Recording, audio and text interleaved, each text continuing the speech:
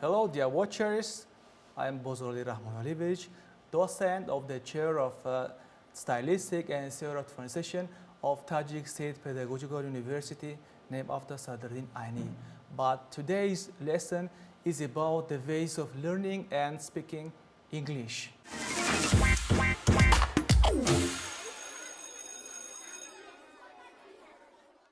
Here is the topic, how to learn English effectively. یعنی که در اینجا موضوع آورده شده است که چگونه مثلا ما میتوانیم زبان انگلیسی رو برای آسانی آموزیم. Sitting at the table looking at your notebook isn't the best way to study English. یعنی که بیشتر با دفتر نگریستن، با دفتر نوشتن، یعنی که نه اونقدر روی خوب است برای آموزش زبان انگلیسی. Most of the time, your mind isn't actively using the information that you are studying and practical, so learning doesn't take place. یعنی که بیشتری وقت مثلا شما میتونید که یعنی که دفتر رو نگاه کنید، یعنی که بخواید که اگر مثلا بسیار اخبارات رو با زبان انگلیسی آموزید، یعنی که بیشتر شما با زبان انگلیسی مشق کنید، بیشتر با شما چیکار کنید، یعنی که نه بلکه با دفتر بیشتر نگاه کنید، بیشتر شما از نطق شنوایی استفاده برید. Here are some techniques that will help you learn more effectively. یعنی که یک چند مصلحت ها است چگونه مثلا شما میتونید زبان انگلیسی رو آموزید، یعنی که راههای آموزش انگلیسی هست. Write a journal، یعنی که بیشتر آورده شده است شما باید قید نمایید. Writing every day lets you see your grammar clearly in front of you, express your ideas, and use a non-oral method in communicate in English.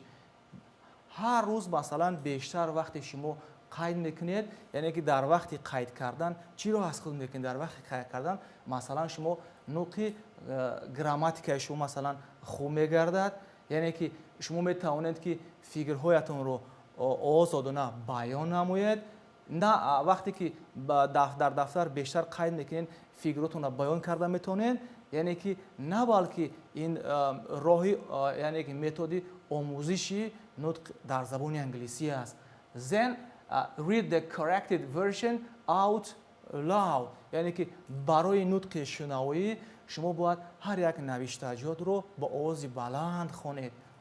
It's a good idea to recopy the corrected journal too, so that you will have an experience of writing your ideas down in proper English. یعنی که این فکری خوب است، یعنی که در دفتر رو بردار میکنید، یعنی که دوباره قید میکنید، یعنی که این چی با شما مثلا امکانات، یعنی این با شما امکانات میدهد که شما تجربه نوشتن رو مثلا چیکار میکنید بوی میگردد، یعنی که شما میتوانید که عقیده فکر و عقیدهتون رو با زبان انگلیسی بیان نمایید.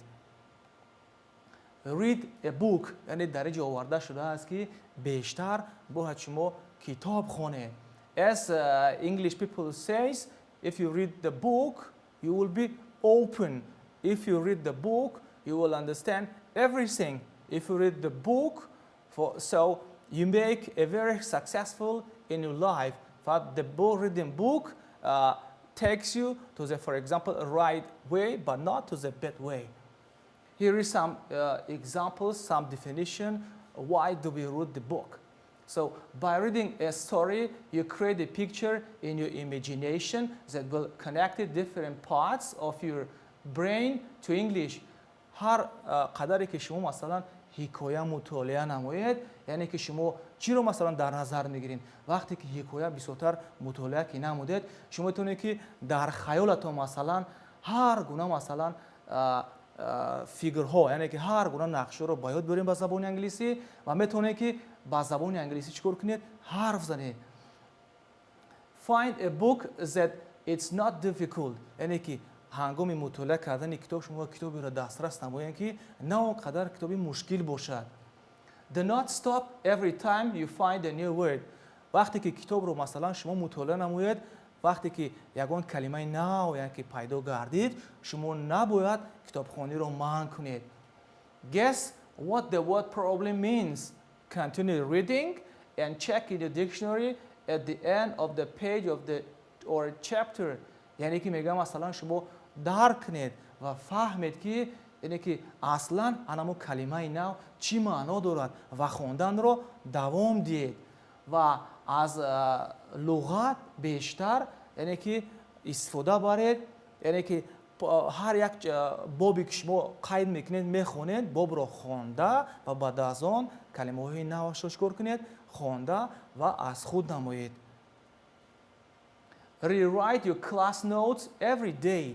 یعنی که برای باز هم بهتر آموزش زبان انگلیسی شما مثلا بیشتر دویم از نطق نویش یعنی که بر دوام استفاده نمایید.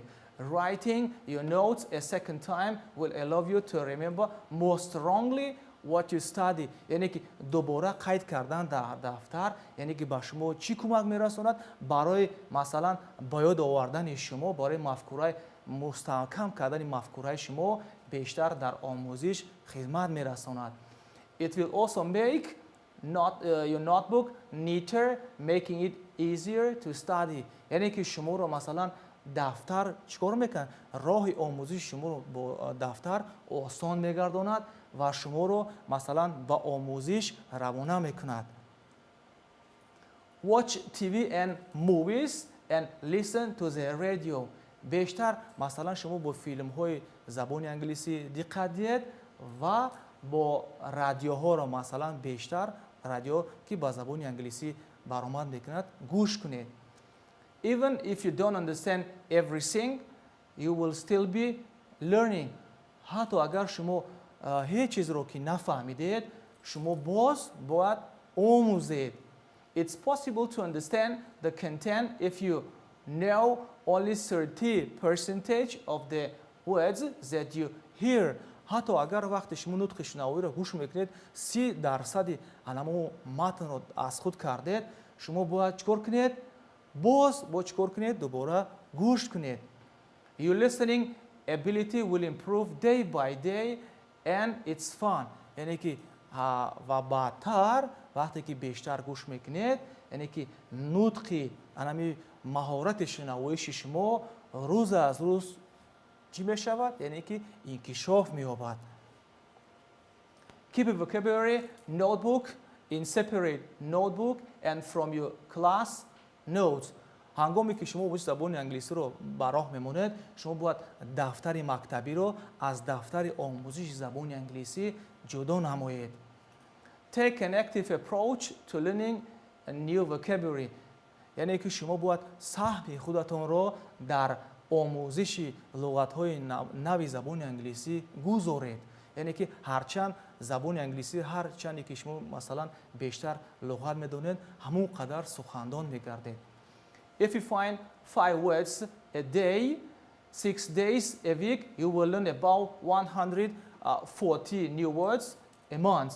اگر شما هنگام خوندن مثلا در یک روز 5 کلمه نو مثلا از متن یافتید، شما ببینید که در 6 روزی هفته چند کلمه را شما مثلا از خود میکنید. در جمع مثلا 140 کلمه این در چند قدر است؟ در یک ماه مثلا بقیه گرفته شده است. اگر شما در یک روز مثلا 5 کلمه، در 6 کلمه، در یک ماه 140 کلمه رو از خود میکنید.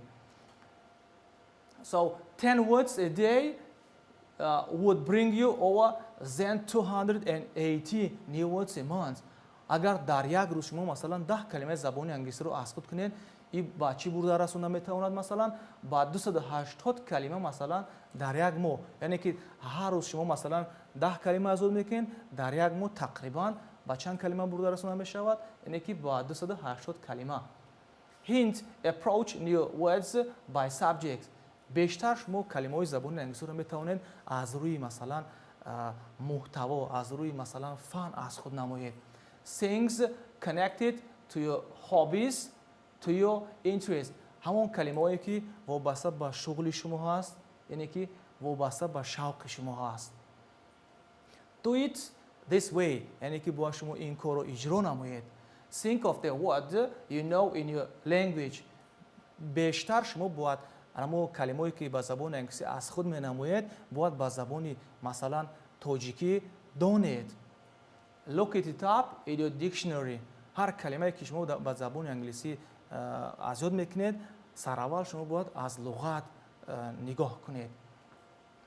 When you find English word, write it down on the left side of your vocabulary notebook. یعنی که هنگام مطالعه زبان انگلیسی وقتی که شما کلمه نو اگر یافتید شما حتما باید در طرف چپ دفترتون چیکار کنید؟ برای فهمیدن قید نمایید. In the middle of the page, write down if the word is noun, verb, adjective, etc. So you will know how to use the word. یعنی که در بین هر یک کلمه شما قید کنید که آیا همین کلمه استفاده برده شما یعنی که با فعل آمده است یا مثلا با صفت آمده است یا اینکه با ظرف آمده است. Look the word up in your English dictionary. بیشتر شما کلمه را باید از زبان انگلیسی با زبان انگلیسی جستجو نمایید. هستند مثلا لغت هایی که انگلیسی با انگلیسی است. Write the English definition on the right side of the page or on another next page. یعنی که هر یک محتوای کلمه‌های زبان انگلیسی رو میتوانید شما مثلا در قسمت پایانی دفتر برای فهمیدن قید نمایید. Speak lots of English with your friends. یعنی که بیشتر شما با رفیقانتون با زبان انگلیسی حرف زنید. You improve your spoken English by speaking. شما میتوانید که نطق شفاهی زبان انگلیسیتون رو با سخنوری یعنی که با گفتگویی چیکار کنید؟ انکشاف نمایید.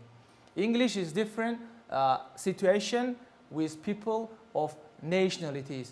یعنی که بیشتر شما زبان انگلیسی رو با وضعیت‌های گوناگون یعنی که با آدمانی که مثلا گوناگون ملت است بیشتر صحبت نمایید. If you want to speak English better in the future, speak it as much as possible now. اگر شما خواهید که زبان انگلیسی رو خوب حرف زنید شما بیشتر امکانیت دید یعنی که بیشتر کوشش کنید که بیشتر زبان انگلیسی حرف زنید. Here is the picture shows I speak English. Do you? یعنی که من با زبان انگلیسی گپ میزنم. آیا شما گپ میزنید؟ Think positively. یعنی که مثلا بیشتر شما فکر کنید. People who say I can speak English well are corrected. آدمان قید میکنن. آدمان میگویند که من با زبان انگلیسی نه قدر خوب گپ میزنم. یعنی که این عبارت درست است. People who say every day in every way my English is getting better and better are also corrected. یعنی که آدمان قید میکنند که هر روز یعنی که در هر راه یعنی که با هر راه یعنی که زبان انگلیسی من خوبتر شده ایستاده است. یعنی که این عبارت نیز درست بیان شده است. What you think is what you get. هر قدری که شما مثلا فکر کردین همون قدر از خود میکنید. Practice saying the second sentence every day and you will see the great improvement in your English and in your confidence. یعنی که برای بیشتر با زبان انگلیسی برو یعنی که آزادانه حرف زدن شما در نوبت دوم شما باید چی رو استفاده بارین؟ بیشتر چی رو؟ یعنی که عباره‌ها یعنی که عباره‌های آزاد عباره‌های ساده زبان انگلیسی رو برای انکشاف یعنی که نطق شفاهی انگلیسیتون استفاده بارید. Remember, the more you fun have with English, the easier it will be to learn, enjoy. هر قدری که مثلا شما با زبان انگلیسی شوق و رغبت دارید همون قدر با شما کمک میکند همون قدر جالبتر میگردد.